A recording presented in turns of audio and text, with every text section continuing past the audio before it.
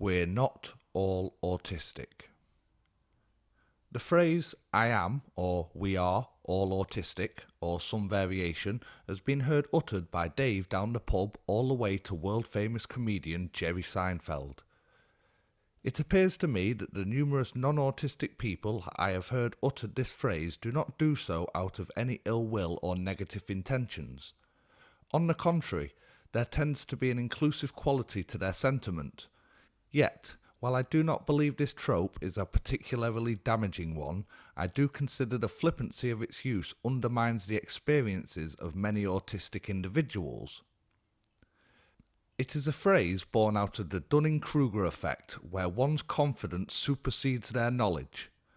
An individual tends to know enough about autism to relate, but not enough to understand the full impact on an individual's life. This tends to mean they know that autistic people typically have social and/or sensory issues, as most humans do, but do not understand the degree to which these symptoms affect them daily. This trope is one that is mostly understandable and one that can have a positive outcome. The two general routes to assuming. So, why are folk making this assumption? Well, I tend to find there are two general routes of understanding to using this phrase. The first, and likely the Seinfeld route, is upon learning about the social difficulties autistic individuals may have. In an interview with NBC News, the comedian, after considering whether he was autistic, went on to say, quote, "Basic social engagement is a real struggle. I'm very literal," end quote.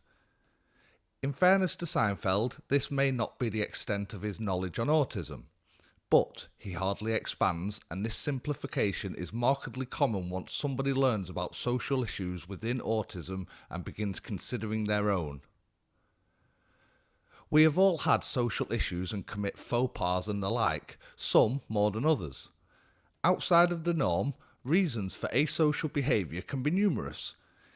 It may be another developmental condition such as dyslexia, dyspraxia or an agnosia, to name a few. It may be due to a lack of specific and appropriate social development. Or it may even be your neurological development in relation to the causation for your social difficulties is the same or similar to somebody with autism. Still, this alone would not see you diagnosed as autistic. The other common route to "we're all autistic" is one that I have mostly witnessed amongst those who have worked with autistic individuals in schools, day services and within the disability community in general. This route again relies on a bit of autism symptom knowledge, though this time it is in relation to sensory difficulties or pleasures. Visual aversions, taste aversions, most of us have some degree of auditory or tactile aversion, whether it be the sound or feel of polystyrene, sand on your body, the feel of lollipop sticks, or, if you're like me, the sound of nails being filed. Sensory aversions are common. Additionally, many with autism report experiences where these aversions can cause the body to have a physical response. Who has not cringed or got goosebumps at a sound or touch? However, this is not quite the same. Many autistic people report feeling physical pain as a response to aversive sensory input. This, and the anticipation of it happening, is much different than your average person's experience. The causes of sensory and social issues are complex and connected. Even if one were to have the same neurological pathways leading to these issues as somebody with autism, it would not necessarily mean they would get an autism diagnosis. Now, I am not out here denying the undiagnosed who identify as autistic, neither am I diagnosing individuals. While social and sensory comparisons are for another day, what I would like to do is highlight the stark difference between average experiences and potential autistic experiences. This difference, depending on who you are talking to, can be summed up with several one-word answers which include inhibiting, debilitating, disabling, and painful. If this is your experience, then I encourage you to seek out a professional assessment. While I am pushing back against the flippant self-diagnosis people give themselves, something also common with OCD.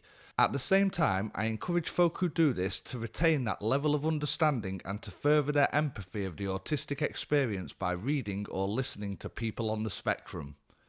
This brings us to the potentially positive outcome: increased empathy. I believe that while it is not possible to fully feel what an autistic person is experiencing, the best route to trying to understand is to listen and empathise.